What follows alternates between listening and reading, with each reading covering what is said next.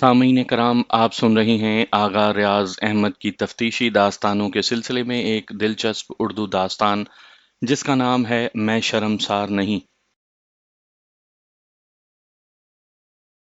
मुझे उम्मीद है आपको मेरी ये काविश पसंद आएगी। आपने अगर अभी तक मेरा चैनल माय वॉइस सब्सक्राइब नहीं किया तो अभी मेरे चैनल को सब्सक्राइब करके बेल नोटिफिकेशन ऑन कर लीजिए ताकि आने वाली हर नई कहानी की इत्तला बर वक्त आप तक पहुंच सके। आप जनाब अहमद यार खान की कहानियों से तो लुत्फ अंदोज होते ही हैं। ये कहानियाँ बहुत ही दिलचस्प होती हैं। मैं भी एक कहानी पेश करता हूँ जो मेरी नहीं एक मुखबिर की है। अहमद यार खान साहब की कहानियों से आप मुखबरों से वाकिफ हो गए होंगे। ज़रूरी नहीं होता कि मुखबिर यानी इन्फॉर्मर पुलिस का मुलाजिम ही हो। ये काम आम शहरी भी करते और उजरत वसूल करते हैं। ये काम जराइम पेशा अफराद भी किया करते हैं। इससे वो पुलिस को खुश रखते हैं। मुखबिरों के बगैर पुलिस का काम चल नहीं सकता। शहर में कोई वारदात हो जाए तो मुखबिर लोगों में घुल मिलकर ऐसी राज की बातें मालूम कर लेते हैं जो पुलिस मालूम नहीं कर सकती। औरतें भी मुखबरी करती हैं, बल्कि कामयाब मुखबरी औरतों की ही होती है। मैं चूंकि खुद कुछ अरसा पुलिस में रहा हूं, इसलिए मुखबरों की अहमियत को जानता हूं और यह भी जानता हूं कि बाज थानेदार तफ्तीश की मेहनत और मगज खपाई से बचने के लिए मुखबरों का सहारा ज्यादा लेते हैं और मुकदमा कायम करने के लिए थर्ड डिग्री यानी तशद्दुद और फैंटी वगैरह से काम लेते हैं। मैं जिस मुखबिर की कहानी सुनाने लगा हूं, उनसे मेरी मुलाकात इत्तफाकिया नहीं हुई थी। हमारा साथ बहुत पुराना है। ये सरहद के उस तरफ के गहरे ताल्लुकात हैं जो इस तरफ आकर भी कायम रहे। उम्र में फर्क जरूर है। वो मुझसे 15 साल बड़े हैं। चूंकि वो उस तरफ मुखबिर की हैसियत से पुलिस के साथ वाबस्ता रहे हैं और मैंने पुलिस की नौकरी की है, इसलिए हम अक्सर जराइम और तफ्तीश की बातें करते रहते हैं। एक रोज मैंने उन्हें अपनी एक तफ्तीशी कहानी सुनाई तो वो किसी सोच में पड़ गए। मैंने पूछा कि वो क्या सोच रहे हैं तो वो हंस पड़े और बोले, मुझे कत्ल की बहुत पुरानी वारदात याद आ गई है। मैं उसमें पुलिस का मुखबिर था। अगर तुम इस केस की तफ्तीश कर रहे होते तो कभी कातिल को ना पकड़ सकते। मेरी फरमाइश पर उन्होंने कत्ल की यह वारदात सुनाई और मुझसे वादा किया कि उनका नाम और पता जाहिर नहीं होना चाहिए। ये मशरकी पंजाब, भारत के एक कस्बे की वारदात है जो मैं आपको उस मुखबिर की ज़बानी सुनाता हूँ। एक कम 40 साल गुजर गए।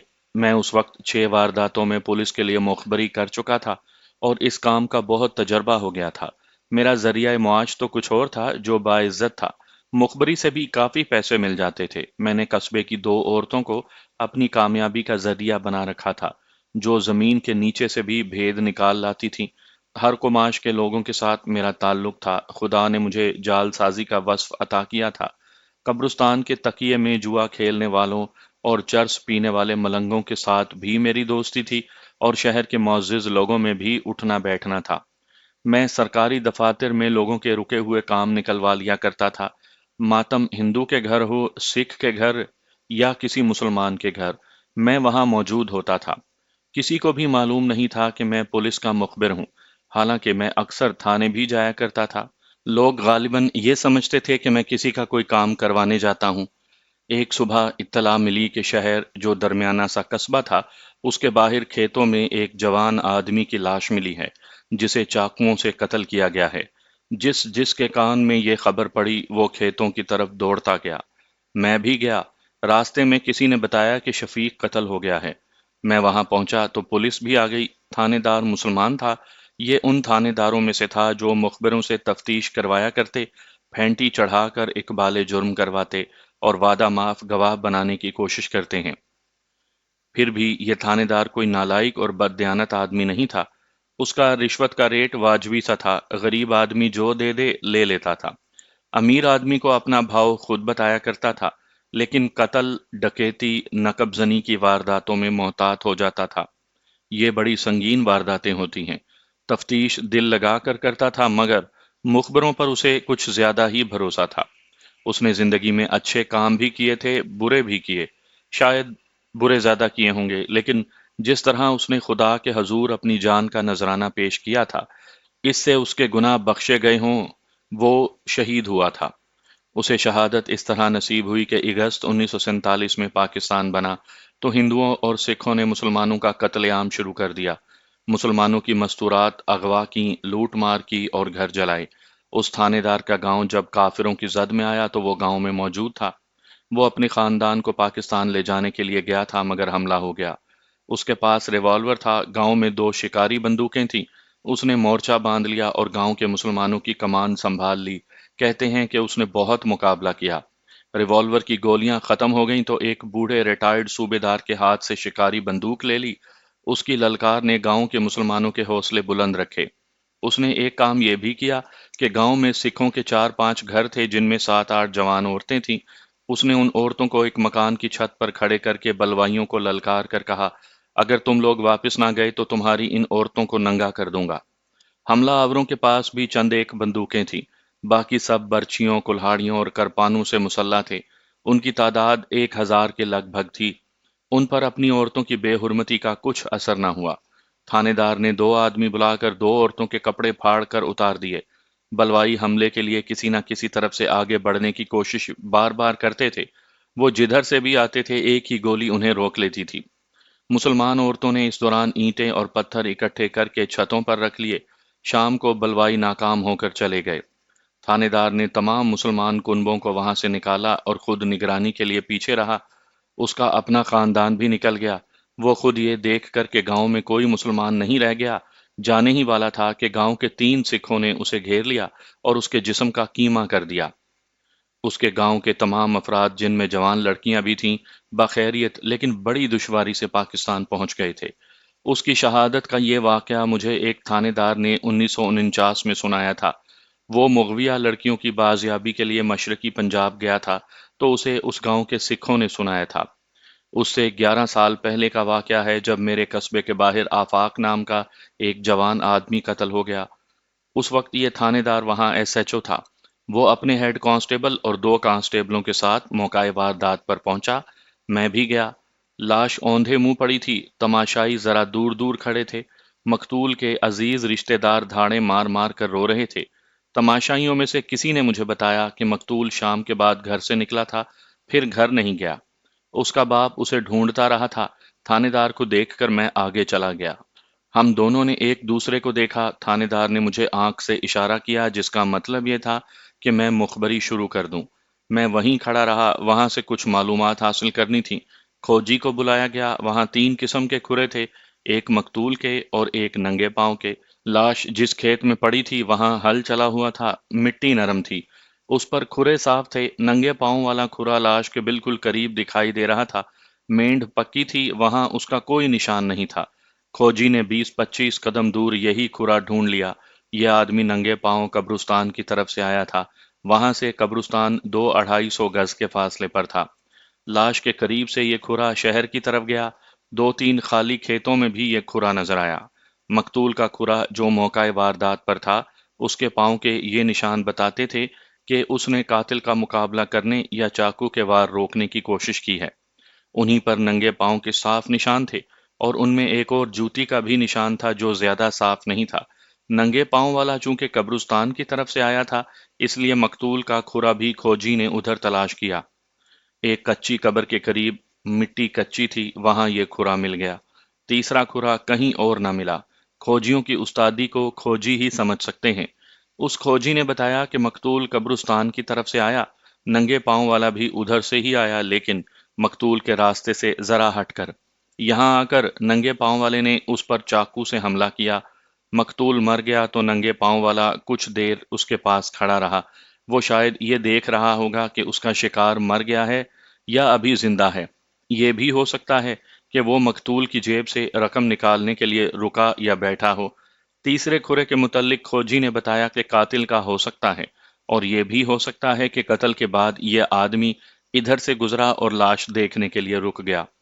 لاش کی جامعہ تلاشی لی گئی۔ اس کی جیب میں 1 پیسہ بھی نہیں تھا۔ لاش پر 3 زخم تھے، ایک پیٹھ پر اور 2 سامنے سینے میں۔ خون بہت ہی زیادہ نکلا تھا۔ تھانے دار نے کہا کہ آلہ قتل نے دل کو چیر دیا ہے۔ لاش پوسٹ مارٹم کے لیے بھجوا دی گئی۔ تھانے دار نے مقتول کے باپ سے ضروری باتیں پوچھیں۔ میں بھی اسی جگہ کا رہنے والا تھا اور مقتول کو اچھی طرح جانتا تھا۔ کوئی 6 مہینے گزرے اس نے بیوی کو طلاق دے دی تھی۔ اس کے ساتھ مقتول نے 7 سال گزارے تھے۔ 3 مہینے گزرے، اس نے دوسری شادی کی تھی۔ قتل کی یہ بھی ایک معقول وجہ تھی۔ مقتول کے باپ نے طلاق کی وجہ یہ بتائی کہ اولاد نہیں ہوتی تھی۔ دوسری وجہ یہ کہ پہلی بیوی کا چال چلن مشکوک تھا، میاں بیوی میں ناچاکی رہتی تھی۔ بیوی کے متعلق مقتول کے باپ نے بتایا کہ جھگڑالو طبیعت کی نہیں تھی، بولتی کم تھی، روتی زیادہ تھی۔ تھانے دار نے باپ سے پوچھا کہ یہ ممکن ہو سکتا ہے کہ پہلی بیوی کے بھائیوں یا باپ نے اسے انتقاماً قتل کیا یا کروایا ہو۔ باپ نے کہا یہ بھی ممکن ہے کہ پہلی بیوی کے ایک بھائی نے مقتول کو بڑی سخت دھمکی دی تھی۔ الفاظ یہ تھے کہ تم دوسری شادی کر کے دیکھو، تمہارے ماں باپ ساری عمر روتے رہیں گے۔ تھانے دار نے یہ سمجھ کر کہ قتل کا باعث یہ طلاق اور دوسری شادی ہے، مجھے کہا کہ میں پہلی بیوی، اس کے بھائیوں اور باپ کو تھانے آنے کو کہوں۔ تماشائیوں میں پہلی بیوی کا ایک بھائی مل گیا۔ میں نے اسے تھانے دار کا پیغام دیا اور خود تھانے دار کے پاس چلا گیا۔ اس نے 2 3 آدمیوں کو ساتھ بٹھا کر کاغذات تیار کیے اور مجھے اشارہ کیا کہ میں اس کے ساتھ رہوں۔ کاغذی کاروائی سے فارغ ہو کر وہ مجھے اپنے ساتھ تھانے لے گیا۔ راستے میں اس نے مجھ سے پوچھا کہ مقتول اور پہلی بیوی کے بھائی کس گماش کے لوگ ہیں۔ میں ان سب کے اندر باہر کے حالات سے واقف تھا۔ میں نے تھانے دار کو بتایا کہ مقتول پھوکا یعنی کھوکھلا آدمی تھا۔ یہ اس کا دماغی مرض تھا کہ اپنے آپ کو ہیرو سمجھتا تھا، بڑی ہانکتا تھا اور دوستوں کو اپنے معاشقے سناتا رہتا تھا جو فرضی اور بے بنیاد ہوتے تھے۔ غیبت کا عادی تھا۔ ہندوؤں اور سکھوں کی 4 5 خوبصورت لڑکیوں کے متعلق اکثر کہا کرتا تھا کہ اس پر مرتی ہیں۔ حقیقت یہ تھی کہ اس میں کوئی ایسا وصف نہیں تھا جس کی بدولت کوئی اسے ذرا سی دیر کے لیے بھی پسند کرتا۔ درمیانے درجے کے خاندان کا آدمی تھا، یعنی نہ امیر نہ غریب۔ خاندان میں کوئی برائی نہیں تھی، یہ اس خاندان کا واحد فرد تھا جو غلط راستے پر چل پڑا تھا۔ قبرستان میں ایک تکیہ تھا جہاں جواری جوا کھیلا کرتے تھے، مقتول بھی وہاں جایا کرتا تھا۔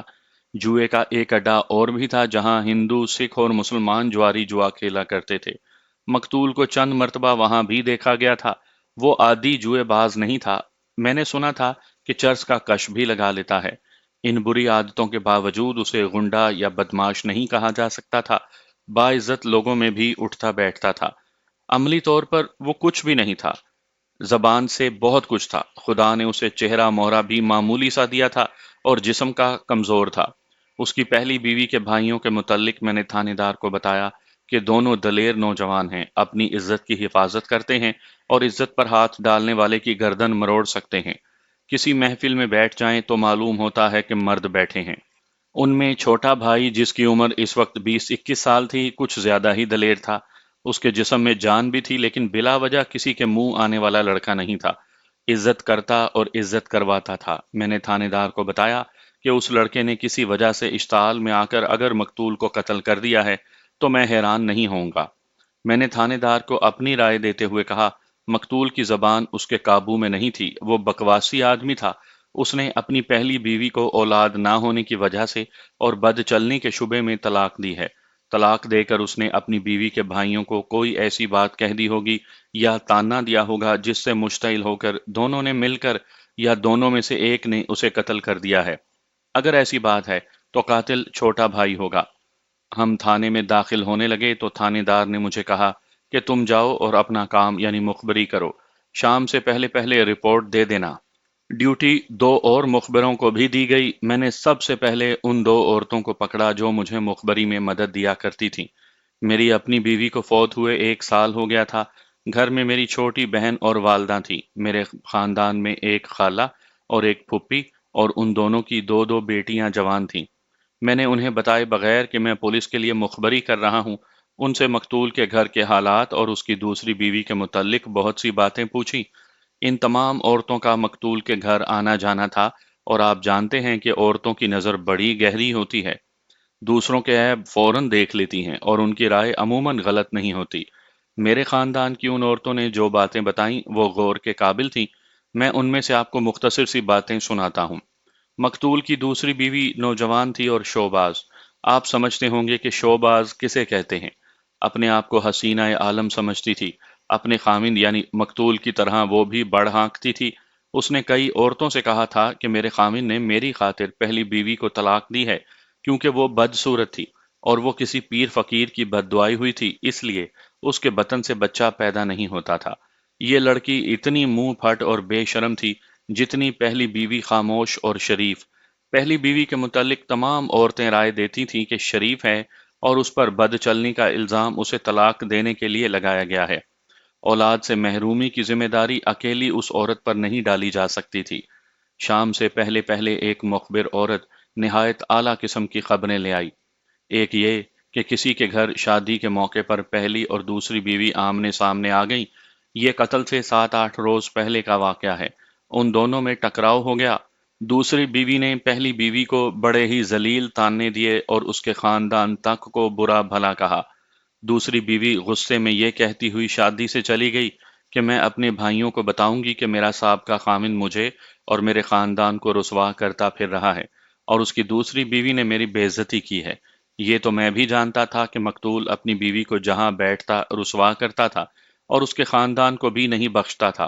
یہ اس کی عادت تھی۔ مجھے یہ معلوم نہیں تھا کہ اس کی دوسری بیوی کی بھی یہی عادت اور ذہنیت ہے۔ دوسری بیوی کے متعلق ایک اور انکشاف ہوا۔ اس کے ایک نوجوان کے ساتھ مراسم تھے۔ یہ نوجوان اس کے رشتے کا امیدوار تھا۔ منگنی نہیں ہوئی تھی، رشتے کا وعدہ دیا گیا تھا جسے زبان دینا کہتے ہیں۔ یہ لڑکا لڑکی کے پڑوس میں رہتا تھا۔ مقتول نے پہلی بیوی کو طلاق دی تو اس لڑکی کے رشتے کی کوشش کرنے لگا۔ میں نے اڑتی اڑتی سی سنی تھی کہ مقتول کے باپ کا ایک مکان اور بھی تھا۔ لڑکی والوں نے مطالبہ کیا کہ دوسرا مکان لڑکی کے نام رجسٹری کر دیا جائے۔ وہ مان گئے اور مکان لکھ دیا۔ اب اس خبر کی تصدیق ہو گئی۔ ہو سکتا ہے کہ لڑکی والوں نے کچھ نقد بھی لیا ہو۔ وہ لوگ کچھ ایسے ہی تھے۔ بہرحال پہلے امیدوار کو دیا ہوا وعدہ توڑ کر شادی مقتول کے ساتھ کر دی گئی۔ میں یقین سے تو نہیں کہہ سکتا، شک پکا تھا کہ مقتول نے اس امیدوار کو بھی طعنے دیے ہوں گے۔ مجھے معلوم ہوا کہ اس لڑکی نے شادی تو مقتول کے ساتھ کر لی، لیکن پہلے امیدوار کے ساتھ مراسم قائم کیے رکھے۔ لڑکی اکثر میکے آتی رہتی تھی۔ ان کی ملاقاتیں کوٹھے پر ہوتی تھیں۔ کسی پڑوسن نے دیکھا بھی تھا۔ بعد میں مقتول کے والدین سے تھانے دار نے پوچھ گچھ کر کے کہلوایا تھا کہ شادی کے بعد لڑکی میکے زیادہ جاتی تھی اور 1-2 راتیں وہیں رہتی تھی۔ میں نے شام کو تھانے دار کو یہ معلومات دیں تو اس نے لڑکی کے پہلے امیدوار کو بھی مشتبہ اشخاص کی فہرست میں لکھ لیا۔ اس وقت تھانے دار پہلی بیوی کے دونوں بھائیوں کو مشتبہ بٹھا چکا تھا۔ وہ تھانے میں موجود تھے۔ مجھے معلوم نہیں تھا کہ تھانے دار نے انہیں کیا کیا چکر دیے اور کیسے کیسے سوالات پوچھ کر یہ فیصلہ کیا کہ انہیں تھانے سے جانے نہ دیا جائے۔ مجھ پر تھانے دار کو بھروسہ تھا اور ہمارے تعلقات دوستانہ بھی تھے۔ وہ میری استادی سے مروب بھی تھا۔ میرے پوچھنے پر اس نے مجھے بتایا کہ پہلی بیوی نے بیان دیا ہے کہ مقتول کی دوسری بیوی نے اسے طعنے دیے تھے، مگر اس نے یہ نہیں بتایا کہ اس نے اپنے بھائیوں کو بتایا تھا۔ گویا میری حاصل کی ہوئی خبر کی تصدیق ہو گئی۔ اس کے بھائیوں نے لمبی اور ماہرانہ جرح میں یہ بتا دیا تھا کہ مقتول انہیں اور ان کی بہن کو بدنام کرتا پھرتا تھا۔ چھوٹا بھائی ایک بار بھڑک اٹھا تھا۔ اسے ماں باپ نے اور بہن نے ٹھنڈا کیا تھا۔ پہلی بیوی سے جرح میں جو حاصل ہوا اس میں یہ بھی تھا کہ مقتول اسے مختلف لڑکیوں کے ساتھ اپنے معاشقے سناتا رہتا تھا اور کہا کرتا تھا کہ 2 ہندو لڑکیاں میری خاطر مسلمان ہونے کو تیار ہیں۔ ایسی باتیں اس نے شادی کے فوراً بعد شروع کر دی تھی۔ گویا یہ بیوی 7 سال یہ باتیں سنتی اور سہتی رہی۔ بیوی نے تھانے دار کو جو اپنی رائے دی وہ یہ تھی کہ مقتول خالی برتن تھا۔ کبھی کبھی چرس پی کر آتا تھا۔ بدبو سے بیوی کو متلی ہونے لگتی تھی۔ اسے اس کے مرنے کا کوئی افسوس نہیں تھا۔ اس نے کہا تھا کہ مقتول دراصل بزدل اور ڈرپوک آدمی تھا، مگر افلاطون بننے کی کوشش کرتا رہتا تھا۔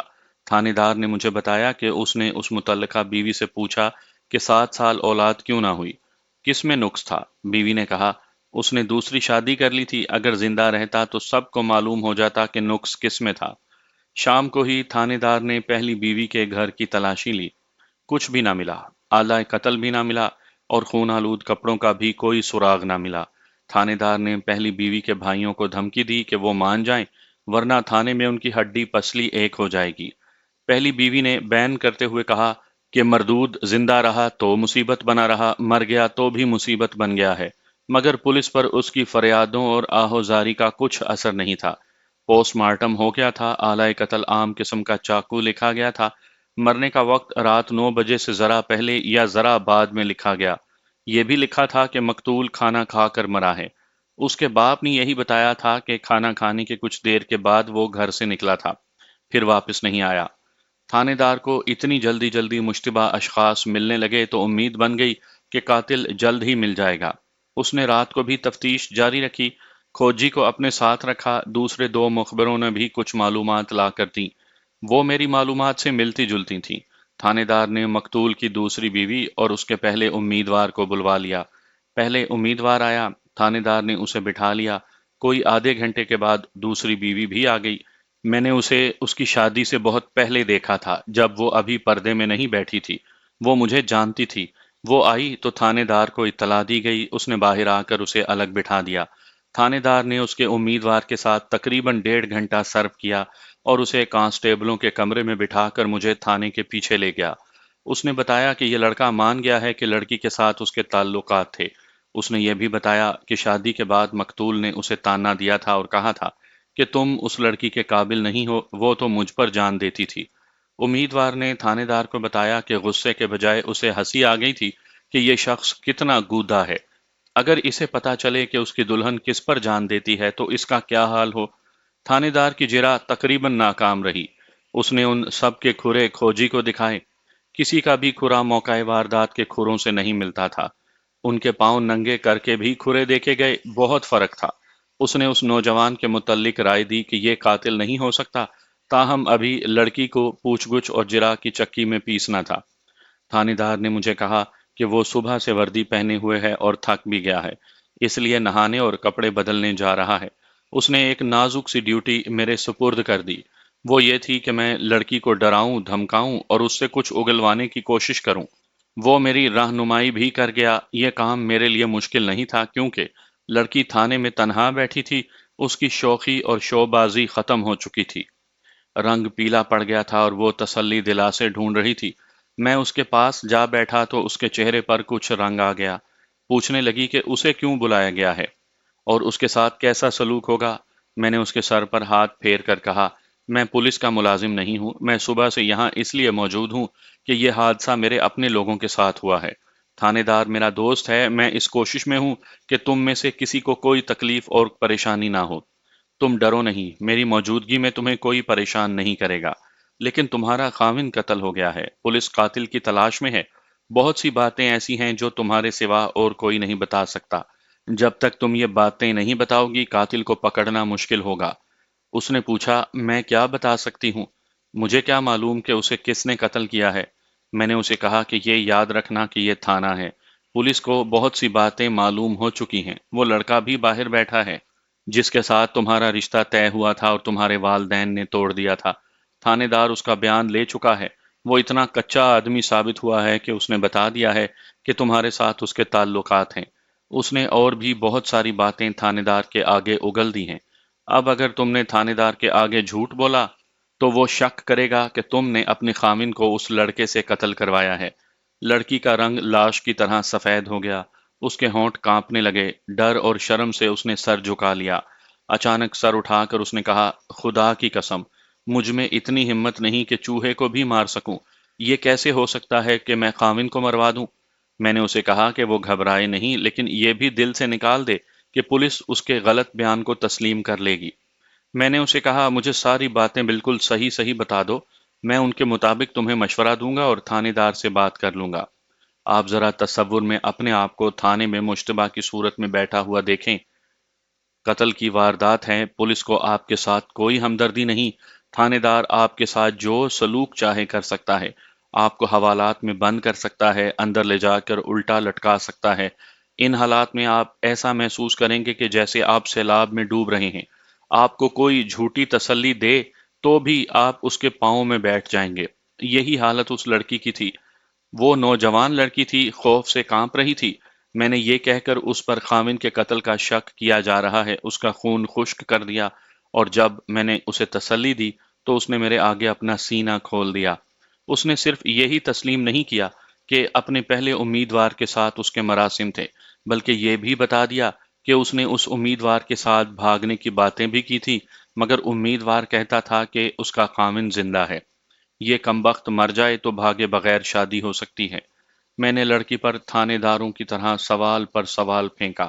اس نے بتایا کہ اس نوجوان نے قتل کی کبھی بات نہیں کی تھی۔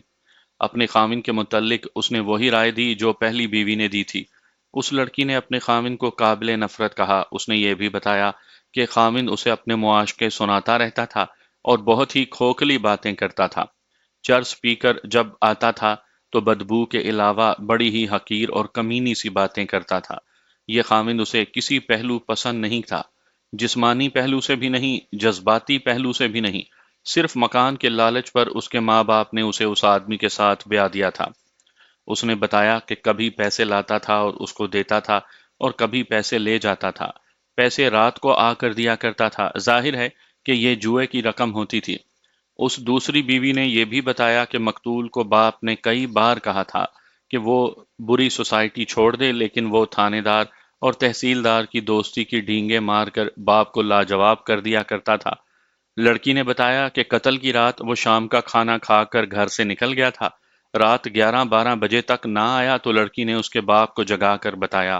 اس سے پہلے مقتول اتنی دیر تک کبھی باہر نہیں رہا تھا۔ اس کا باپ باہر چلا گیا۔ اس کی ماں بھی جاگ اٹھی۔ باپ معلوم نہیں کہاں کہاں ڈھونڈتا رہا اور بہت دیر بعد واپس آیا۔ اس سے یہ پتا چلا کہ اسے ایک آدمی مل گیا تھا جس کا میل ملاقات مقتول کے ساتھ تھا۔ باپ نے اسے بتایا کہ اس کا بیٹا گھر نہیں آیا۔ اس شخص نے اسے بتایا کہ اس کے بیٹے کو قبرستان کے تکیے پر شام کے بعد دیکھا تھا۔ کوئی 2 گھنٹے بعد وہ وہاں سے چلا گیا تھا۔ باپ تکیے پر گیا، وہاں ملنگ سوئے ہوئے تھے۔ انہوں نے چرس کے نشے میں باپ کو کوئی قابل اعتبار جواب نہیں دیا۔ صبح سویرے کسی محلے دار نے آ کر بتایا کہ ان کے بیٹے کی لاش کھیتوں میں پڑی ہے۔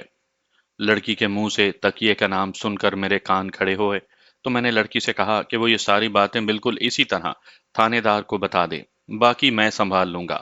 میں نے اس کی خوب حوصلہ افزائی کی۔ تھانے دار واپس آ گیا تھا۔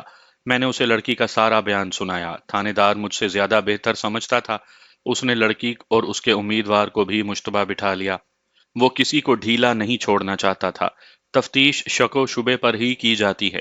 ایک اشارہ کہیں سے ملتا ہے تو اس اشارے کی تائید یا تردید کسی اور مشتبہ سے ہو جاتی ہے۔ بعض مشتبے گھبرا کر فالتو باتیں کہہ ڈالتے ہیں اور بعض غلط بیانی کرتے ہیں۔ بعض اوقات غلط بیانی زیادہ فائدہ دے جاتی ہے۔ یہی حال اس لڑکی اور اس کے آشنا کا تھا۔ لڑکے نے کچھ باتیں چھپا لی تھیں جو لڑکی نے گھبرا کر بتا دی تھیں۔ تھانے دار نے مجھے کہا، یہ نہ دیکھو کہ یہ نوجوان قتل کرنے کی ہمت نہیں رکھتا اور یہ لڑکی واقعی بزدل ہے۔ ایسے نوجوانوں پر جب حیوانوں والا جذبہ غالب آتا ہے تو قتل کوئی مشکل کام نظر نہیں آتا۔ قتل کر کے ان کے ہوش ٹھکانے آتے اور وہ چھپتے پھرتے ہیں۔ وہ جب پولیس کے شکنجے میں آتے ہیں تو اقبال جرم بھی اتنی جلدی کر لیتے ہیں جتنی جلدی قتل کر لیتے ہیں۔ میں نے جب تھانے دار کو لڑکی کی خصلت بتائی تو اس نے کہا کہ ایسی لڑکی کسی اور کے ساتھ آشنائی کر کے اس کے عوض اپنے خاوند کو قتل کروا سکتی ہے۔ مکان تو اس نے لکھوا ہی لیا تھا۔ وہاں تھانے کا اسسٹنٹ سب انسپیکٹر بیٹھا تھا۔ وہ ہندو تھا۔ اس نے بڑے اچھے مشورے دیے اور کہا کہ ان دونوں کو اس کے حوالے کر دیا جائے۔ چنانچہ تھانے دار نے لڑکی اور اس کے امیدوار کو اس کے حوالے کر دیا۔ میں پولیس کی ساری کارروائی میں تو دخل اندازی نہیں کر سکتا تھا۔ مجھے معلوم نہیں کہ ان دونوں کے ساتھ بند کمرے میں کیا سلوک ہوا اور کیا پوچھ گچھ کی گئی۔ تھانے دار نے انہیں مشتبہ کی فہرست میں شامل کر لیا تھا۔ کہتا تھا کہ انہیں وہ ساری رات سونے نہیں دے گا۔ میں نے تھانے دار کو بتایا کہ لڑکی نے بتایا ہے کہ مقتول کا باپ کسی کے بتانے پر تکیے پر بھی گیا تھا۔ یہ ثبوت مل گیا تھا کہ شام کے بعد مقتول تکیے پر گیا تھا۔ وہ ضرور جوا کھیلنے گیا ہوگا۔ ہو سکتا ہے کہ وہاں اس کا کوئی لڑائی جھگڑا ہوا ہو۔ یہ بھی ممکن تھا کہ اس نے بہت ساری رقم جیتی ہو اور تکیے سے واپسی پر مارا گیا ہو۔ لاش کی جیب خالی تھی۔ میں نے سوچا کہ اس کا باپ تکیے پر گیا تھا۔ اگر وہ کھیتوں کے راستے جاتا یا آتا تو اسے اپنے بیٹے کی لاش مل جاتی۔ میں تکیے کے ملنگوں اور وہاں جا کر جوا کھیلنے والوں کی خصلتوں سے واقف تھا۔ تھانے دار مجھ سے بھی زیادہ واقف تھا۔ اسے معلوم تھا کہ وہاں جرائم پیشہ لوگ جاتے ہیں اور بعض اوقات باہر سے کوئی خطرناک مجرم بھی آ جاتا ہے۔ تھانے دار نے سوچ بچار کے بعد فیصلہ کیا کہ تکیہ پر بھی چھاپا مارا جائے۔ تکیے پر چھاپا کسی ڈھنگ سے ہی مارا جاتا تھا، کیونکہ رات کو یا دن کے وقت بھی جب جواری اندر مصروف ہوتے تھے تو قبرستان کے ادھر ادھر انہوں نے خفیہ پہرے کا انتظام کر رکھا ہوتا تھا۔ کوئی مشکوک آدمی یا پولیس نظر آتی تو کھانسی یا کسی اور اشارے سے جواریوں کو خبردار کر دیا جاتا تھا۔ جواری فوراً ادھر ادھر ہو جاتے تھے اور ان میں سے بعض کسی قبر پر فاتحہ پڑھنے لگتے تھے۔ رات کو چھاپا پڑتا تو وہ اندھیرے میں غائب ہو جاتے تھے۔ یہ غیر قانونی دھندا تھا۔ آدھی جواری پولیس کی مٹھی گرم رکھتے تھے۔ اگر تھانے دار کی مٹھی کبھی ٹھنڈی ہو جائے یا اس کی مرضی کے مطابق گرم نہ ہو تو پولیس دیانت دار بن جاتی اور تکیے پر چھاپا مارتی تھی۔ اب چھاپا مارنا ضروری ہو گیا تھا کیونکہ قتل کی واردات ہوئی تھی۔ تھانے دار نے مجھے ان لوگوں میں گھل مل جانے کو کہا جو مشتبہ بیٹھے ہوئے تھے۔ تھانے دار چھاپا مارنے کے انتظامات کرنے لگا اور میں ان لوگوں کے پاس چلا گیا جو گھبرائے ہوئے بیٹھے تھے۔ مجھے اپنے قریب دیکھتے ہی سب ہی ایک بار بولنے لگے۔ وہ مجھ سے پوچھتے تھے کہ ان کا کیا بنے گا اور کیا ہو رہا ہے۔ میں نے انہیں بتایا کہ میں انہی کی خاطر تھانے دار کے ساتھ لگا ہوا ہوں۔ ایک تو اپنا آدمی قتل ہو گیا ہے، دوسرے تم سب کو یہاں بٹھا لیا گیا ہے۔ تھانے دار کے ساتھ میری دوستی ہے اس لیے بیچارہ لحاظ کرتا ہے۔ مختصر یہ کہ وہ لوگ اس فریب میں آئے رہے کہ میں ان کی خاطر تھانے میں موجود ہوں۔ کسی کو شک تک نہ ہوا کہ میں ان کے خلاف مخبری کر رہا ہوں۔ یہ کوئی عجیب بات نہیں تھی۔ آج کل بھی ایسے آدمی موجود ہیں جنہیں آپ ہمدرد سمجھتے اور ان کی محبت سے متاثر ہوتے ہیں، لیکن وہ پولیس کے مخبر ہوتے ہیں۔ تھانے دار باوردی اور بغیر وردی کانسٹیبلوں کو اپنے ساتھ لے گیا۔ دو مخبر قسم کے آدمی بھی ساتھ لے گیا تھا۔ مقتول کی دوسری بیوی اور اس کا پہلا امیدوار بھی اندر تھے۔ اسسٹنٹ سب انسپیکٹر نے انہیں تفتیش کی چکی میں ڈال رکھا تھا۔ 1.5 گھنٹے کے بعد تھانے دار آ گیا۔ اس کا چھاپا کامیاب رہا تھا۔ وہ 5 ملنگوں کو جو عموماً تکیے میں رہتے تھے ساتھ لے آیا تھا۔ ان کے علاوہ اور بھی آدمی تھے جو وہاں جوا کھیل رہے تھے۔ ان آدمیوں کو ملنگوں سے الگ کر دیا گیا۔ ملنگوں کو برآمدے میں بٹھا دیا گیا۔ وہ چرس پیے ہوئے تھے۔ نشے اور نیند نے انہیں پریشان کر رکھا تھا۔ میں انہیں اچھی طرح جانتا پہچانتا تھا۔ ان میں سے 2 کے ساتھ میری کچھ بے تکلفی بھی تھی۔ تھانے دار 3 آدمیوں کو اندر لے گیا۔ مجھے معلوم تھا کہ مجھے اب کیا کرنا ہے۔ اپنی خفیہ ڈیوٹی کے مطابق میں ملنگوں کے پاس جا کھڑا ہوا۔ انہیں یہ تو معلوم تھا کہ آدمی قتل ہو گیا ہے، لیکن انہیں یہ معلوم نہیں تھا کہ انہیں اسی واردات کے سلسلے میں پکڑا گیا ہے۔ وہ اسے عام چھاپا سمجھ رہے تھے۔ انہوں نے ہاتھ جوڑنے شروع کر دیے کہ میں ان کی سفارش کروں اور چھڑوا لوں۔ میں نے انہیں بہت تسلیاں دی کہ انہیں جرمانے سے بچا لوں گا۔ جن 2 ملنگوں کے ساتھ میری کچھ بے تکلفی تھی انہیں میں باتوں باتوں میں الگ لے گیا۔ ان پر ظاہر نہ ہونے دیا کہ میں مخبری کر رہا ہوں یا یہ کہ انہیں قتل کے واردات کے سلسلے میں پکڑا گیا ہے۔ میں نے مقتول کی موت پر افسوس کا اظہار کیا اور کہا کہ وہ ہمارا تو گہرا یار تھا۔ ملنگوں نے بھی افسوس کیا اور ایک نے کہا کہ رات وہ زندہ اور سلامت ان کے پاس بیٹھا ہوا تھا۔ میں نے اپنی استادی سے کام لیتے ہوئے بہت اچھی طرح باتیں معلوم کر لیں، جو یہ تھی کہ مقتول نے 200 روپیہ جیتا اور چل پڑا۔ اسے کہا گیا کہ وہ اور کھیلے لیکن وہ نہیں کھیلا۔ اس زمانے میں 200 روپیہ بہت بڑی رقم تھی۔ آج کے آپ شاید 2 لاکھ سمجھ لیں۔ جواری کسی کو یوں نہیں اٹھنے دیتے کہ کوئی بازی جیت کر رقم جیب میں ڈالے اور چل پڑے۔ مقتول نے اتنی زیادہ رقم پہلی بار جیتی تھی۔ وہ شاید جیتی ہوئی بازی ہارنا نہیں چاہتا تھا۔ ایک ملنگ نے اٹھ کر اس کا گریبان پکڑ لیا اور کہا کہ ساری رقم یہاں رکھ دو یا جب تک بازی چلتی ہے کھیلو۔ اس پر جھگڑا ہو گیا۔ اس ملنگ نے اپنی ساری رقم ہار دی تھی۔ وہ چرس بھی بہت پی گیا تھا۔ وہ مقتول کو چھوڑ نہیں رہا تھا۔ ان کے درمیان ہاتھا پائی ہو گئی۔ دوسروں نے بیچ بچاؤ کروا دیا اور مقتول کھسک گیا۔ میرے اکسانے پر ملنگ مجھے گپ شپ کے انداز میں یہ باتیں سنا رہے تھے اور میں ظاہری طور پر لطف اٹھا رہا تھا۔ میں نے ان سے یہ بھی معلوم کر لیا کہ مقتول کے جانے کے کوئی 15-20 منٹ کے بعد یہ ملنگ غصے میں اٹھ کر چلا گیا تھا۔ وہ مقتول کو گالیاں دیتا جا رہا تھا۔ اس کے بعد ملنگ واپس نہیں آیا۔ اپنے گھر چلا گیا ہوگا۔ اس کی بیوی بھی تھی۔ یہاں میں ملنگوں کے متعلق کچھ باتیں بتاؤں گا کیونکہ شہروں کے کئی لوگوں نے وہ ملنگ نہیں دیکھے ہوں گے جن کا ذکر میں کر رہا ہوں۔ شہروں میں آج کل ولایتی ملنگ آ گئے ہیں جنہیں آپ ہپی کہتے ہیں۔ اگر ہمارے ملنگوں کو بشرٹ پہنا دی جائے اور ان کی شیو نہ کی جائے اور بال بھی نہ کاٹے جائیں تو آپ انہیں ہپی کہیں گے۔ ملنگ ظاہری طور پر حقیر سی قسم کے لوگ ہوتے ہیں۔ لمبے لمبے کپڑے پہنتے اور گلے میں موٹے دانوں والی تسبیحیں اور کلائیوں میں موٹے موٹے کڑے ڈالے رکھتے ہیں۔ یہ بھیک مانگتے تھے، جوا کھیلتے اور کھلاتے بھی تھے اور ہر طرح کا جرم کر گزرتے تھے۔ بڑے بڑے جرم کرنے والے عادی مجرم انہیں اپنے کام میں استعمال کرتے تھے۔ یہ ملنگ جن کا میں ذکر کر رہا ہوں اسی قسم کے لوگ تھے۔ میں ان ملنگوں کو بٹھا کر اور تسلی دے کر تھانے دار کے پاس چلا گیا۔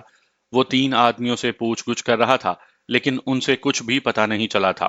اس نے انہیں باہر نکال دیا۔ میں نے اسے بتایا کہ ایک اور مشتبہ آ گیا ہے۔ میں نے اسے ملنگوں کی وہ باتیں سنائی اور بتایا کہ جس ملنگ کے ساتھ مقتول کی لڑائی ہو گئی تھی وہ اس کے پیچھے غصے میں باہر نکل گیا تھا۔ یہ جاہل سا ملنگ ہے، ہو سکتا ہے کہ اس نے غصے میں مقتول کو قتل کر دیا ہو۔ مقتول ابھی راستے میں ہی ہوگا اور ملنگ نے اس پر حملہ کر دیا ہوگا۔ یہ بھی ہو سکتا ہے کہ ملنگ نے اس کی جیب سے 200 روپے کی رقم نکال لی ہو۔ تھانے دار نے انہی دو ملنگوں کو بلایا اور کہا کہ وہ ساری بات جو انہوں نے مجھے سنائی ہے اسے بھی سنائیں۔ تھانے دار نے یہ بھی کہا کہ اگر انہوں نے کوئی بات چھپائی یا غلط بیانی کی تو آئندہ وہ تکیے کے قریب نہیں جا سکیں گے۔ تکیہ ہی ان کی پناہ اور ان کی روزی کا ذریعہ تھا۔ انہوں نے ساری باتیں سنا دیں۔ تھانے دار نے اپنے انداز سے بڑی لمبی جرا کی تو اس ملنگ پر شک پختہ ہو گیا جس کے ساتھ مقتول کی لڑائی ہوئی تھی۔ تھانے دار کی جرا ایسی تھی کہ ایک دو اور باتیں سامنے آ گئیں۔ ان دونوں کو تھانے کے پیچھے جا کر بیٹھنے کو کہا گیا اور مشتبہ ملنگ کو بلایا گیا۔ تھانے دار نے سب سے پہلے اس کے پاؤں دیکھے اور پوچھا، اوئے خبیث، تم جوتی کیوں نہیں پہنتے؟ ہمیشہ ننگے پاؤں رہتے ہو؟ وہ ہاتھ جوڑ کر تھانے دار کے پاؤں میں بیٹھ گیا اور اس کے پاؤں پکڑ کر بولا، مائی باپ، درویشوں کو جوتی سے کیا کام؟ میں نے بھی دیکھا کہ وہ ننگے پاؤں تھا، پتہ چلا کہ وہ ننگے پاؤں رہنے کا عادی ہے۔ دوسرے ملنگوں نے پھٹے پرانے چپل وغیرہ پہن رکھے تھے۔ تھانے دار کو یاد تھا کہ لاش کے قریب ننگے پاؤں کے نشان موجود تھے۔ کھوجی کو بھی تھانے میں حاضر رکھا گیا تھا۔ اسے بلایا گیا، ملنگ کا پاؤں موقع واردات کے کھرے میں فٹ آ گیا۔ یہ واحد مشتبہ تھا جس کا کھرا وہی تھا جو موقع واردات پر پایا گیا تھا۔ کھوجی ماہر ہوتے تھے، کھرے کی بال جیسی باریکیوں کو بھی پہچان لیتے تھے۔ کھوجی نے کہا کہ یہ کھرا کوئی دوسرا ہو ہی نہیں سکتا۔ تھانے دار نے میری موجودگی میں اس سے سوالات پوچھنا شروع کر دیے۔ اس نے یہ تو تسلیم کر لیا کہ مقتول کے ساتھ اس کی لڑائی ہوئی تھی، لیکن کہا کہ وہ تکیے سے باہر نکلا تو کھیتوں کی طرف نہیں گیا، گلیوں کے راستے اپنے گھر چلا گیا تھا۔ تھانے دار نے اسے بتائے بغیر باہر جا کر کسی کو اس کے گھر اس کی بیوی کو تھانے میں لانے کے لیے بھیج دیا۔ اس کی بیوی آئی تو تھانے دار نے ملنگ کو دوسرے کمرے میں بھیج دیا اور اس کی بیوی کو اندر بلا لیا۔ وہ غریب سی عورت تھی لیکن چالاک بھی تھی۔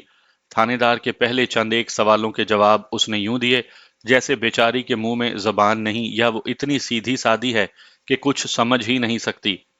تھانے دار نے تھانے داروں والے ہاتھ دکھائے تو وہ رو پڑی اور اپنے خاوند کو گالیاں دینے لگی۔ کہتی تھی کہ اس کے ماں باپ نے اسے چرسی، بھنگی اور جواری کے ساتھ باندھ دیا ہے۔ بہت دیر بعد اس نے ذرا سیدھی سیدھی باتیں کی، لیکن ان باتوں سے کوئی سراغ نہیں ملتا تھا، صرف شک ہوتا تھا۔ بعض باتوں سے شک پکا ہوتا تھا۔ تھانے دار کی جرح کے جواب میں اس نے وہ وقت بتایا جب خاوند گھر آیا تھا۔ یہ قتل کے وقت سے ذرا بعد کا معلوم ہوتا تھا۔ اس نے بتایا کہ خاوند نے اسے 50 روپے دیے تھے۔ ملنگ کے ساتھی پہلے بتا چکے تھے کہ اس کے پاس ایک پیسہ بھی نہیں رہا تھا۔ وہ ساری رقم جو غالباً 30-32 روپے تھی وہ ہار گیا تھا۔ یہی وجہ تھی کہ وہ مقتول کو جیت کر جانے نہیں دے رہا تھا۔ تھانے دار نے ملنگ کے ساتھیوں کے منہ سے جو بے شمار باتیں اگلوائیں تھیں ان میں ایک یہ بھی تھی کہ آج اس نے کل والے کپڑے پہنے ہوئے تھے یا بدلے ہیں۔ انہوں نے بتایا کہ آج یہ کپڑے بدل کر آیا تھا۔ اب اس کی بیوی سے تھانے دار نے پوچھا کہ اس نے آج صبح یا گزشتہ رات خاوند کے کپڑے دھوئے ہوں گے۔ بیوی نے بتایا کہ صبح دھوئے تھے، مگر اس نے تھانے دار کے سوال کا جواب دیتے ہوئے کہا کہ کپڑوں پر خون کے داغ نہیں تھے۔ تھانے دار نے پوچھا کہ اس نے جب اس کے کپڑے دھونے کے لیے خاوند سے لیے تو اس کی جیب میں ایک چاقو تھا اور کچھ پیسے تھے۔ یہ پیسے تقریباً کتنے تھے؟ اس عورت نے جواب دیا، اس نے جیب سے چاقو اور پیسے خود ہی نکال لیے تھے۔ کچھ نوٹ تھے اور زیادہ تر سکے تھے۔ یہ سب ایک گتھی میں تھے جو اس نے نکال کر دیکھے اور گتھی میں ڈال لیے۔ تھانے دار نے پوچھا، کیا رقم 150-200 روپے ہوگی؟ بیوی نے جواب دیا، اتنی تو ضرور ہوگی۔ اس سے پہلے اس کے ساتھی بتا چکے تھے کہ آج شام وہ تکیے پر آیا تو اس نے گتھی ہلا کر سب کو جوئے کے لیے للکارا تھا۔ تھانے دار نے ابھی اس ملنگ کی جامع تلاشی نہیں لی تھی۔ بیوی سے تھوڑی سی اور باتیں پوچھ کر تھانے دار نے اسے کسی اور کمرے میں غائب کر دیا اور ملنگ کو اندر بلا لیا۔ اس نے کھدر کا کرتا پہن رکھا تھا جو اس کے ٹخنوں تک لمبا تھا۔ نیچے ایسے ہی موٹے کپڑے کا پاجامہ تھا۔ تھانے دار نے اسے کہا، چاقو اور پیسوں والی گتھی میز پر رکھ دو۔ وہ گھبرایا۔ تھانے دار نے 2-4 گالیوں اور ایک زوردار تھپڑ سے چاقو اور گتھی میز پر رکھوا لیے۔ اس نے چاقو کرتے کی جیب سے نکالا اور گتھی پاجامے کی ناف سے نکالی تھی۔ تھانے دار نے پوچھا، گتھی میں کتنی رقم ہے؟ اس نے رقم بتائی جو مجھے یاد نہیں رہی۔ اتنا یاد ہے کہ 150 سے کم تھی۔ تھانے دار نے کہا تم نے 50 روپے بیوی کو دیے تھے، باقی رقم کہاں گئی؟ وہ حیران اور پریشان حالت میں تھانے دار کو دیکھنے لگا۔ اس نے کوئی جواب نہیں دیا۔ تھانے دار نے پھر پوچھا، کل رات تم سارے پیسے ہار گئے تھے، یہ رقم کہاں سے لائے؟ اس سے کوئی جواب بن نہیں پا رہا تھا۔ تھانے دار نے پوچھا، تم نے آج صبح کپڑے کیوں دھلوائے تھے؟ اس نے جواب دیا، بہت میلے ہو گئے تھے۔ تھانے دار کو جانے کیا سوجھی، اس نے اسی وقت اس کے گھر کی تلاشی کا فیصلہ کیا۔ اس کو غالباً یہ امید تھی کہ اس کے کپڑے بے شک دھل گئے ہیں، لیکن یہ کپڑے لاہور بھیج کر معلوم کروایا جا سکتا ہے کہ ان پر خون تھا۔ 3 کانسٹیبلوں اور ہیڈ کانسٹیبل کے ساتھ ملنگ اور اس کی بیوی کو اس کے گھر لے گئے۔ وقت آدھی رات کا تھا۔ تھانے نے برآمدگی کے مشیر نامے پر دستخط کرنے کے لیے مجھے اور ایک اور مخبر کو ساتھ لے لیا، اور باقی تمام مشتبہ اشخاص اور مستورات ابھی تک تھانے کے برآمدے میں پریشانی اور خوف کی حالت میں بیٹھی تھیں۔ ان کے رشتہ دار تھانے کے احاطے کے باہر بیٹھے تھے۔ ہندو اے ایس آئی مقتول کی دوسری بیوی اور اس کے آشنا سے تفتیش کر چکا تھا۔ اس نے تھانے دار کو علیحدہ لے جا کر کچھ بتایا تھا۔ مجھے معلوم نہیں کہ اس نے کیا بتایا تھا۔ اتنا معلوم ہے کہ انہیں گھر جانے کی اجازت نہیں دی گئی۔ ہم سب ملنگ کے گھر گئے۔ یہ گندے سے علاقے میں 2 کمروں کا ایک مکان تھا۔ اندر لالٹین جل رہی تھی۔ ملنگ کو ہتکڑی نہیں لگائی گئی تھی۔ تھانے دار ایک کمرے میں چلا گیا، ہیڈ کانسٹیبل دوسرے کمرے میں چلا گیا۔ تینوں کانسٹیبل بھی آگے چلے گئے، ملنگ ان کے پیچھے تھا۔ وہ لوگ جوں ہی کمروں میں گئے، ملنگ پیچھے کو مڑا اور میرے دوست مخبر کے درمیان سے بہت تیزی سے دوڑتا باہر نکل گیا۔ میرے ساتھ والے مخبر نے ہڑبڑا کر بلند آواز سے کہا، وہ بھاگ گیا ہے۔ ہم دونوں اس کے پیچھے دوڑے۔ ہمارے پیچھے تھانے دار اور اس کے کانسٹیبل آئے۔ ملنگ گلیوں میں غائب ہو گیا۔ رات کو خاموشی میں بھی اس کے پاؤں کی آہٹ نہیں سنائی دیتی تھی، کیونکہ وہ ننگے پاؤں تھا۔ ہم نے یہ دیکھ لیا تھا کہ وہ کس طرف گیا ہے۔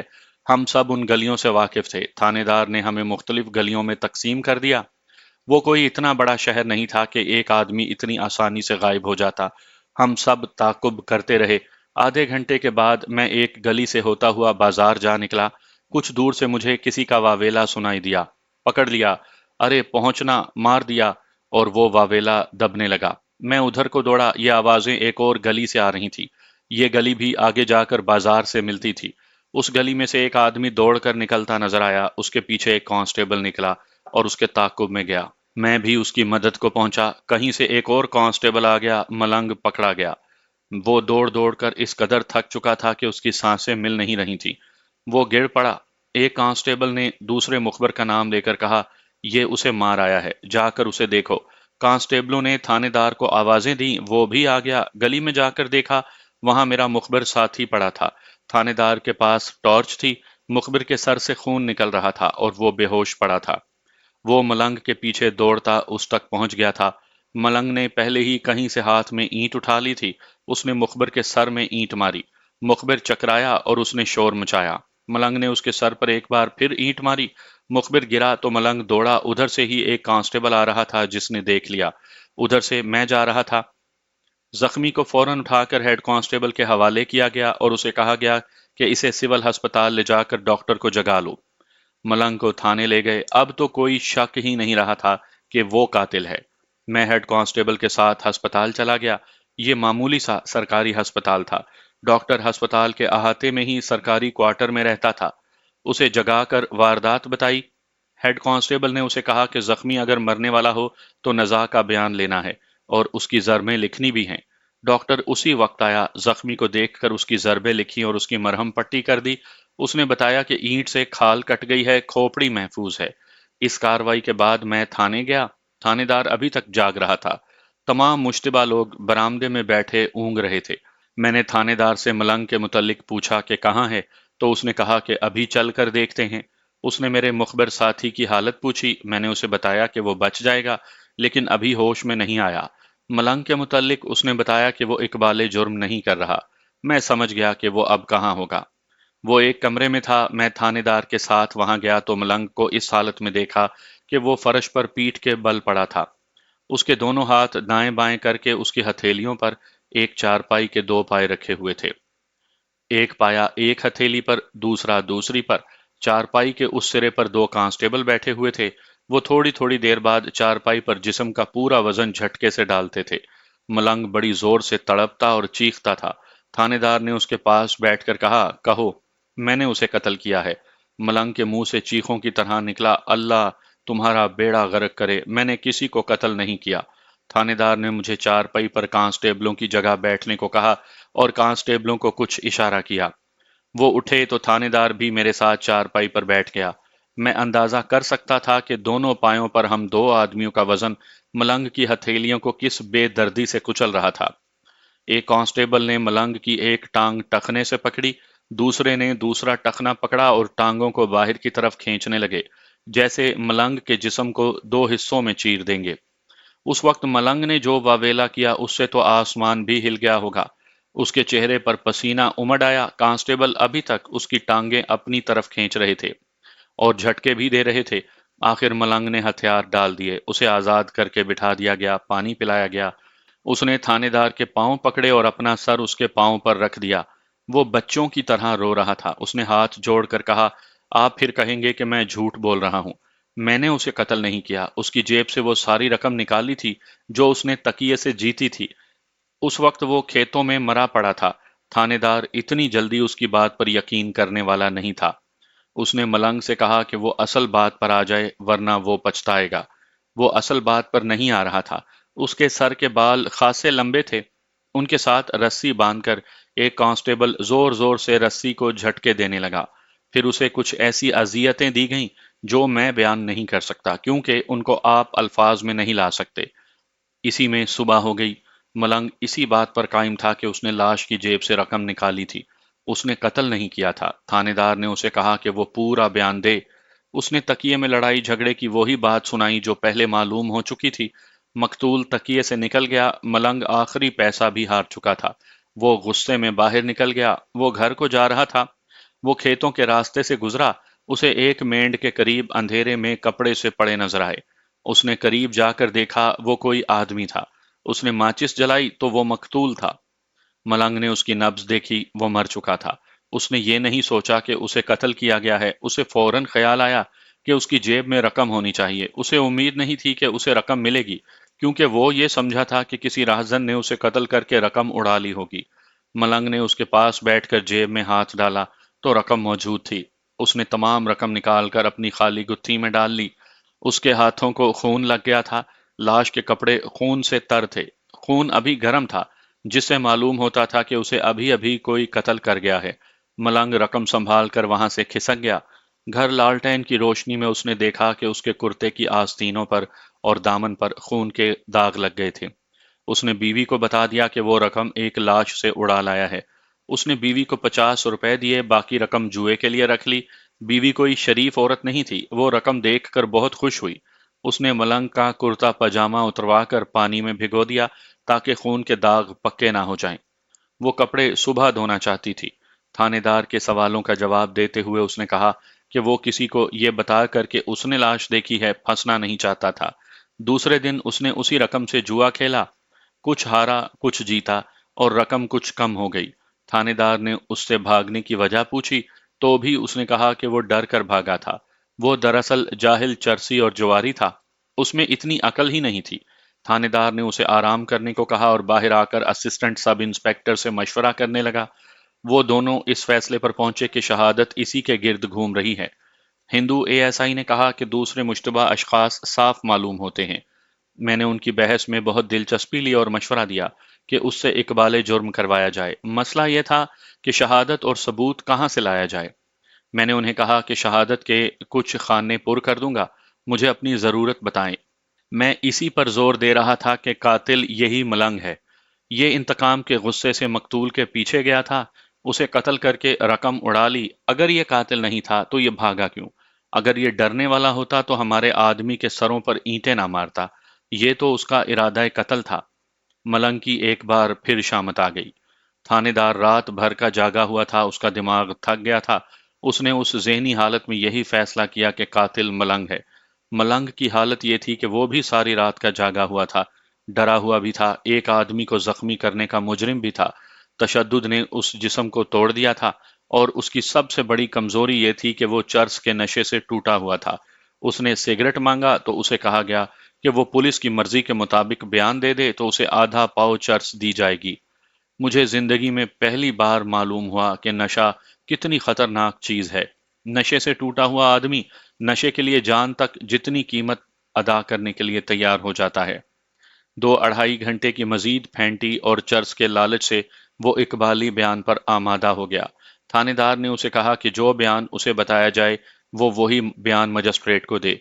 उसे यकीन दिलाया गया कि अगर वो कह देगा कि मकतूल ने उसे माँ बहन की गालियां दी और उसने उसे इश्ताल में आकर कत्ल कर दिया तो उसे सजा नहीं मिलेगी। उसे यह भी कहा गया कि वो बेशक फरार और एक आदमी को जख्मी करने का जिक्र दे। पुलिस की तरफ से इस पर उन 2 जराइम पर कोई कार्रवाई नहीं की जाएगी। ये एक झूठा वादा था। उसे बयान याद करवाए गए, लिखे गए, उसका अंगूठा लगवाया। फिर उसे बताया गया कि अब अगर उसने मजिस्ट्रेट के आगे इस बयान के खिलाफ कोई बात की तो उसे इसकी सजा अलग मिलेगी।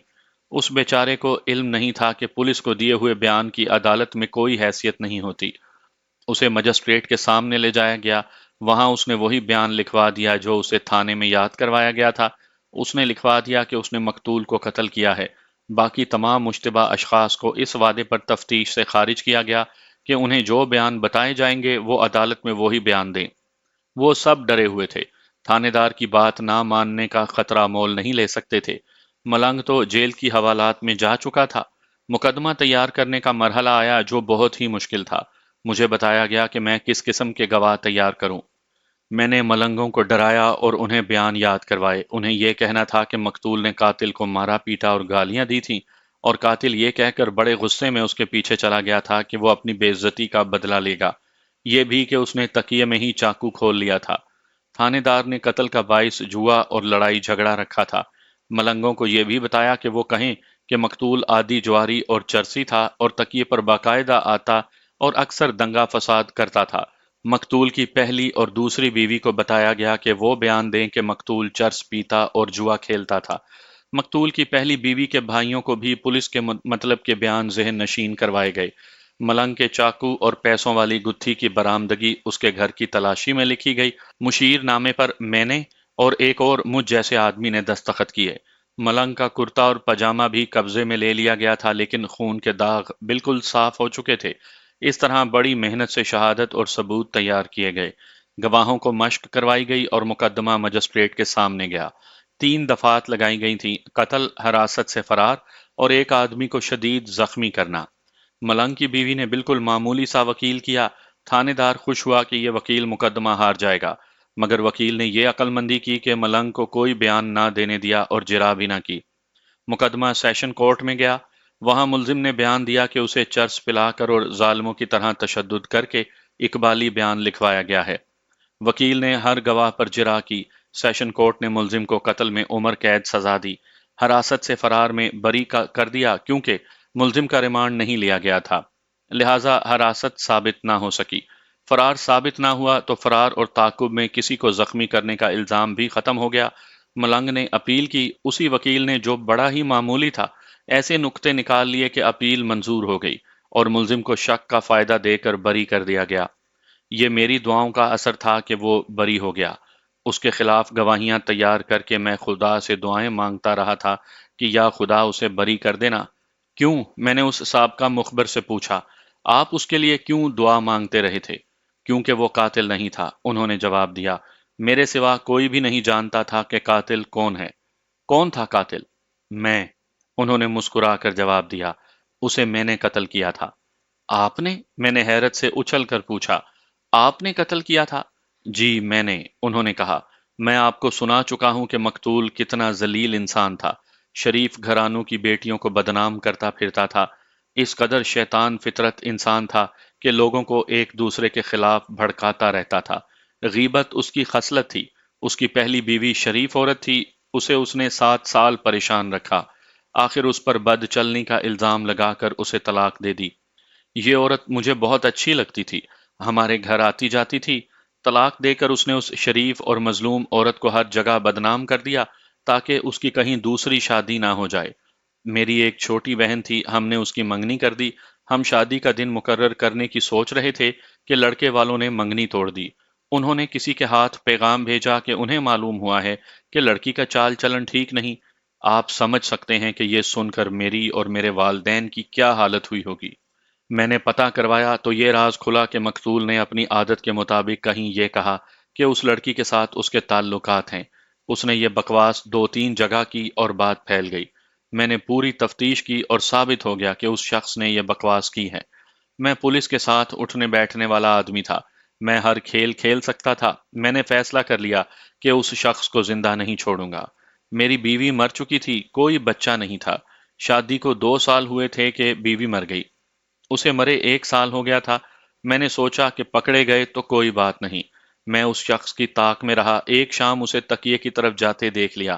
مجھے معلوم تھا کہ وہ جوا کھیلنے گیا ہے۔ میں کچھ وقت گزار کر کھیتوں میں چلا گیا۔ وہ 2.5-3 گھنٹے کے بعد آیا۔ میں نے اسے روک لیا اور کہا کہ تم نے میری بہن کو بدنام کیا ہے۔ وہ کوئی جواب دینے لگا تھا کہ میں نے اپنے ہاتھ میں کھولا ہوا چاقو اس کے سینے میں اتار دیا۔ دوسرا بار بھی اسی جگہ کیا۔ وہ سینے پر ہاتھ رکھ کر آگے کو جھکا تو میں نے اس کی پیٹھ پر چاقو مارا۔ وہ گرا اور تڑپنے لگا۔ مجھے یقین تھا کہ وہ زندہ نہیں رہ سکتا۔ میں گھر آ گیا۔ میرے والدین اور بہن وغیرہ سو گئے تھے۔ میرا کمرہ الگ تھا جس کا دروازہ باہر کو بھی کھلتا تھا۔ اسے میں نے تالا لگا دیا تھا۔ کمرے میں گیا۔ میرے کپڑوں پر خون کے چھینٹے تھے۔ میں نے کپڑے اتارے اور غسل خانے میں جا کر خوب مل کر دھوئے۔ چاقو بھی صاف کیا۔ صبح ماں اور بہن نے صحن کی رسی پر میرے کپڑے پھیلے ہوئے دیکھے تو مجھ سے پوچھا کہ یہ کس نے دھوئے ہیں؟ میں نے انہیں بتایا کہ رات کو میں کیچڑ میں گر پڑا تھا، دیر سے آیا تو خود ہی دھو لیے، تمہارے لیے رہنے دیتا تو صبح تک گندے کیچڑ کے داغ پکے ہو جاتے۔ پھر اطلاع ملی کہ کھیتوں میں شفیق کی لاش پڑی ہے۔ میں دوڑتا گیا۔ میری خوش قسمتی یہ تھی کہ میں پولیس کا مخبر تھا اور تھانے دار کے ساتھ دوستانہ تعلقات تھے۔ میں اس کے ساتھ لگ گیا اور اسے گمراہ کرنا شروع کر دیا۔ میں نے بڑی محنت سے مخبری کی اور کئی مشتبہ اشخاص پیش کر دیے۔ قدرت نے یہ مدد کی کہ وہاں یہ ملنگ پہنچ گیا اور اپنے ننگے پاؤں کے کھرے وہاں چھوڑ آیا۔ اس نے لاش کی جیب سے پیسے بھی نکالے اور وہ اتفاقیہ اس پھندے میں پھنس گیا۔ اگر وہ بھاگتا نہ تو پولیس سے بچ جاتا۔ اسے دراصل میں نے بھگایا تھا۔ یہ طریقہ اچانک میرے دماغ میں اس وقت آیا تھا جب میں پولیس کے ساتھ اس کے گھر میں داخل ہوا تھا۔ تھانے دار اور کانسٹیبل آگے چلے گئے تو ملنگ میرے ساتھ پیچھے رہ گیا۔ دوسرا مخبر ہم سے بھی پیچھے تھا۔ میرے دماغ میں آئی کہ یہ ملنگ گنوار آدمی ہے، اس کے خلاف الزام پکا کیا جا سکتا ہے۔ میں نے اسے کان میں کہا، اوئے پیچھے مڑو اور بھاگو، کوئی پکڑے تو اس کا سر کھول دو، شہر سے نکل جاؤ، تمہارے کون سے یہاں بچے رو رہے ہیں۔ وہ ڈرا ہوا ملنگ الو کا پٹھا بن گیا اور بھاگ نکلا۔ اسے بھگا کر میں نے دراصل ثابت کر دیا تھا کہ قاتل وہی ہے۔ مجھے معلوم نہیں تھا کہ وہ واقعی ایک آدمی کا سر کھول دے گا۔ میں نے اس کے خلاف گواہیاں بھی تیار کیں، لیکن میں سچے دل سے دعا کرتا رہا کہ وہ بری ہو جائے۔ اس قسم کے مقدموں کی اونچ نیچ سے مجھے واقفیت تھی۔ اس کا وکیل سستا تھا اور بہت کمزور۔ اسے میں نے چوری چھپے بتایا تھا کہ مجسٹریٹ کی عدالت میں کسی گواہ پر جرح نہ کرے اور کیس سیشن میں جانے دے۔ وہاں بھی میں نے اسے کچھ کام کی باتیں بتائی تھیں اور کہا تھا کہ اپنے ملزم سے کہو کہ اقبالی بیان سے منحرف ہو جائے۔ سیشن جج نے اسے بری کرنا مناسب نہ سمجھا اور سزا دے دی۔ ہائی کورٹ میں وکیل نے 2 نکتے ایسے پیش کیے جن پر ملنگ بری ہو گیا اور میرا ضمیر صاف ہو گیا۔ جہاں تک مقتول کا تعلق ہے، میں اس کے قتل پر شرمسار نہیں ہوں۔ اس کے گناہوں کا سایہ مرنے کے بعد بھی اس کی پہلی بیوی سے ہٹا نہیں تھا۔ وہ جوانی کی عمر میں تھی، کوئی گھرانہ اس کا رشتہ قبول نہیں کرتا تھا، کیونکہ سب کہتے تھے کہ اسے بد چلنی کے الزام میں طلاق ملی ہے۔ کوئی ایک بھی عورت یا مرد ایسا نہیں تھا جو یہ بتاتا کہ اس کے تعلقات کس کے ساتھ تھے۔ آخر میں نے اپنی ماں سے کہا کہ اس کا رشتہ مانگ لو۔ اس کے والدین نے خدا کا شکر ادا کیا کہ ان کی نیک چلن اور مظلوم بیٹی کے دن پھرے۔ میں نے اس کے ساتھ شادی کر لی۔ وہی عورت جسے 7 سال اولاد نصیب نہ ہوئی، میرے 5 بچوں کی ماں بنی۔